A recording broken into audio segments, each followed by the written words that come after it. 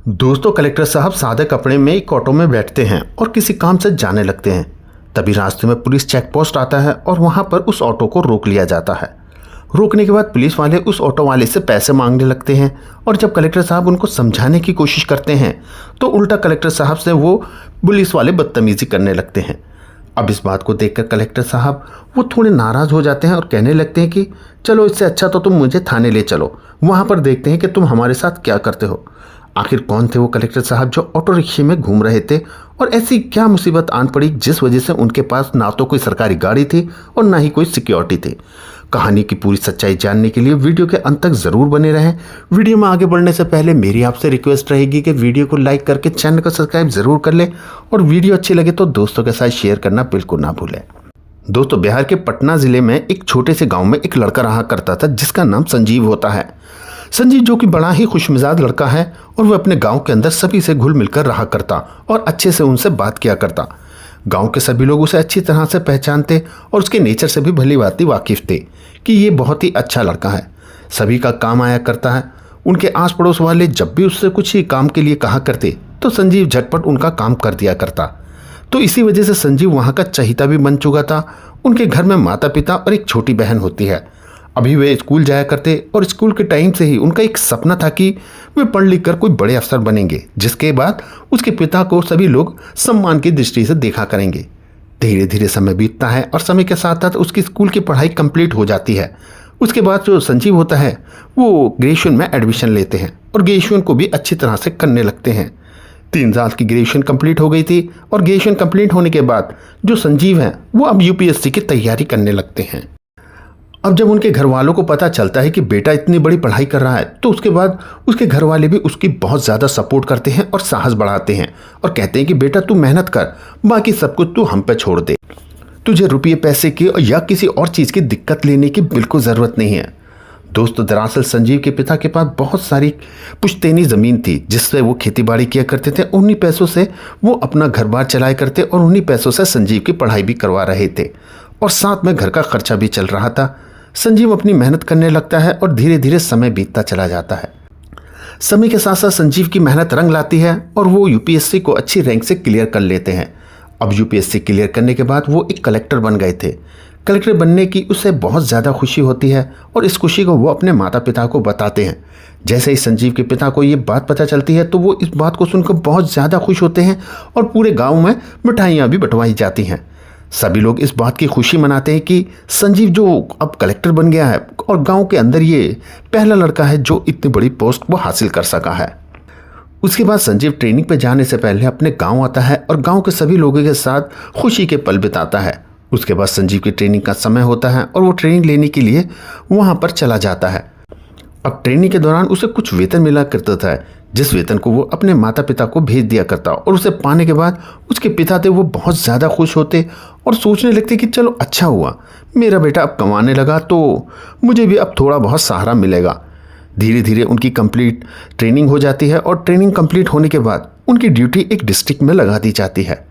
अब वहाँ पर वे बड़ी मेहनत और ईमानदारी से अपनी ड्यूटी करने लगते हैं और कभी भी किसी गलत काम को बर्दाश्त नहीं किया करते हैं। अब लगभग 3 साल का समय उनको ड्यूटी करते हुए हो जाता है।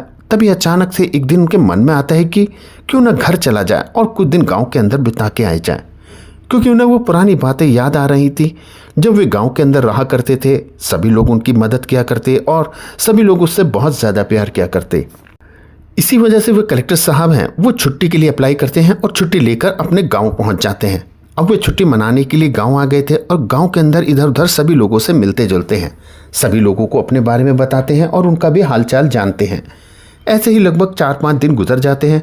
4-5 दिन के बाद अचानक से उनके पिता उनको कुछ सामान लेने के लिए बाजार भेजते हैं और कहते हैं कि बेटा शहर की उस दुकान से वो सामान लेकर आ जाओ, ख़त्म हो गया है। अब कलेक्टर साहब अपने घर से निकल जाते हैं। साधारण से नॉर्मल कपड़े पहन रखे थे और ऐसे ही ऑटो रिक्शा पकड़कर सीधा शहर पहुँच जाते हैं। वहाँ जाने के बाद वो उस दुकान पर पहुँचते हैं और वहाँ से अपने पिताजी के बताए हुए उस सामान को ख़रीद लेते हैं। तभी उन्हें एक दोस्त के बारे में याद आता है जो कि उनके बचपन का दोस्त था और वो अब इसी शहर में रह रहा था। वह पहले गांव में रहा था और गांव के बाद वो शहर में आके शिफ्ट हो गया था और यहीं पर वह अब जॉब कर रहा था। तो उसके बाद कलेक्टर साहब उससे मिलने के लिए उसके घर जाने लगते हैं और इसके लिए उन्हें थोड़ा सा सफ़र तय करना था। तो कलेक्टर साहब एक जगह खड़े हो जाते हैं और खड़े होकर ऑटो वाले को हाथ देने लगते हैं। थोड़ी देर बाद एक ऑटो वाला वहाँ पर आकर रुक जाता है। अब कलेक्टर साहब ने साधारण कपड़े पहन रखे थे तो जो ऑटो वाला है वो उनसे पूछता है कि साहब बताइए आपको कहाँ जाना है। तो इसके बाद कलेक्टर साहब कहते हैं कि मुझे आगे 3-4 किलोमीटर जाना है, क्या तुम मुझे वहाँ तक छोड़ दोगे। तो उसके बाद ऑटो वाला कहता है कि वहाँ तक के 100 रुपये लगेंगे और वो उसके बाद उनको बिठा लेता है। अब बिठाने के बाद कलेक्टर साहब पीछे बैठे थे और ऑटो वाला ऑटो को लेकर उस दिशा में जा रहा था जहाँ पर कलेक्टर साहब ने उसे ले जाने के लिए कहा था। अब थोड़ी ही आगे उस रोड पर चलने के बाद वहाँ पर एक पुलिस नाका दिखाई देता है जहाँ पर ढेर सारे पुलिस वाले वाहनों की चेकिंग कर रहे थे और उनका चालान काट रहे थे। अब इन सभी चीज़ों को देखने के बाद जो ऑटो वाला होता है वो ऑटो रोक लेता है और वहाँ से घुमाकर जाने के लिए कहने लगता है। लेकिन तभी कलेक्टर साहब उसे रोकते हैं और कहते हैं कि भाई क्या बात हो गई। तो वो कहता है कि आगे पुलिस वाले हैं और ये बिना मतलब ही चालान काट देंगे और मैं नहीं चाहता कि मुझे सुबह सुबह चालान का सामना करना पड़े। अब जो कलेक्टर साहब होते हैं वो कहते हैं कि अरे भाई ऐसी कोई बात नहीं, आप इसी रास्ते से ले चलो, मैं देखता हूँ कि ये तुम्हारे साथ क्या करते हैं।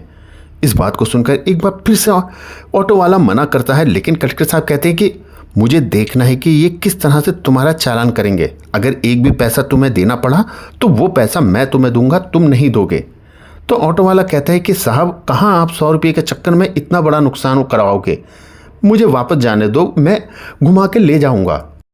लेकिन कलेक्टर साहब उससे ज़िद करते हैं और ज़िद करने के बाद उस ऑटो वाले को पुलिस वाले की तरफ चलने के लिए कहने लगते हैं।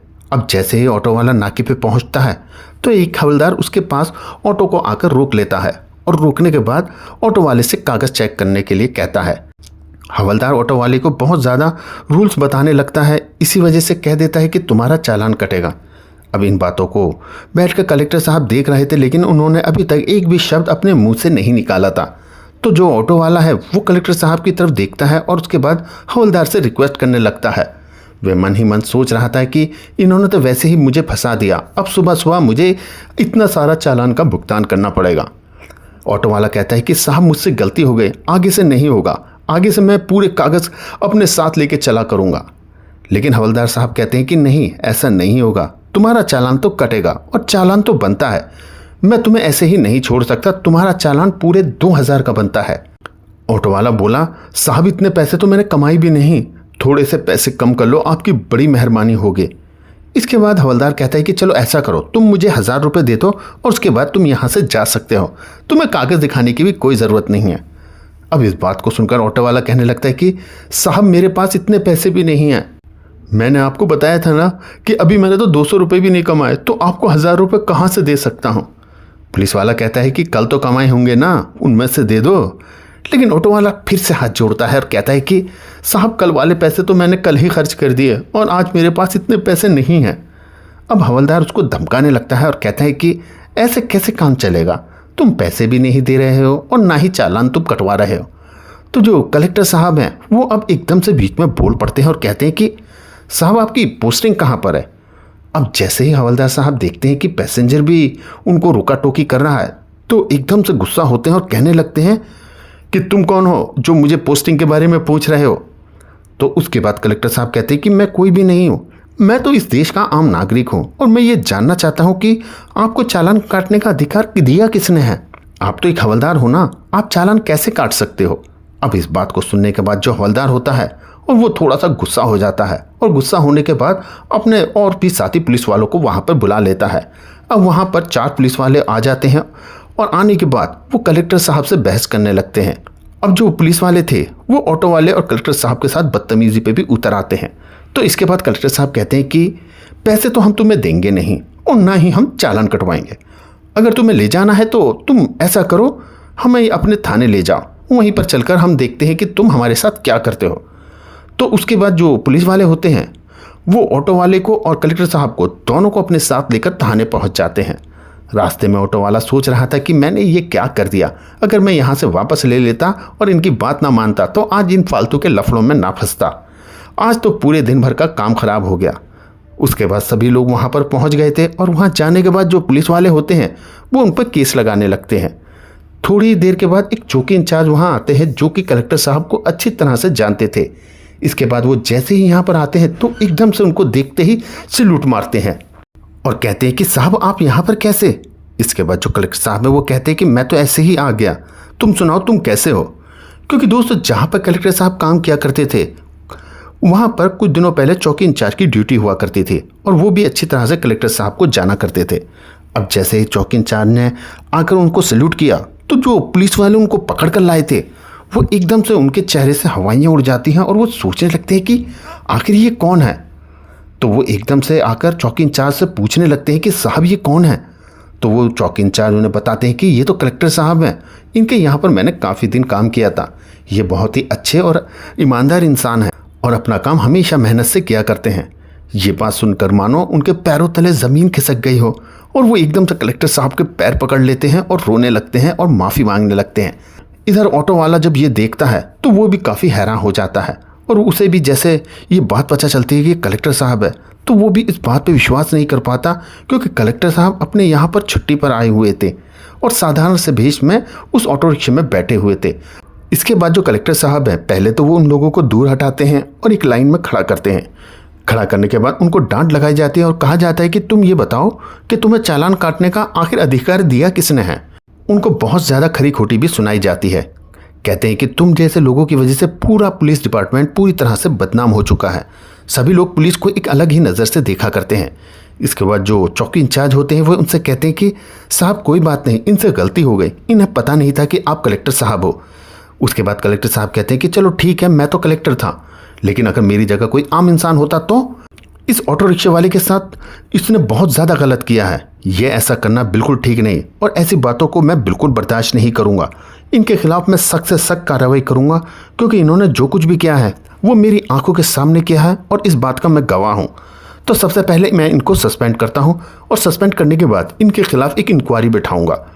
ऐसा कहकर कलेक्टर साहब वहाँ से उस ऑटो वाले के साथ दोबारा से उस थाने से निकल जाते हैं। इसके बाद ऑटो वाला एकदम से उनके सामने हाथ जोड़ता है और कहता है कि साहब आप पहले मुझे बता देते।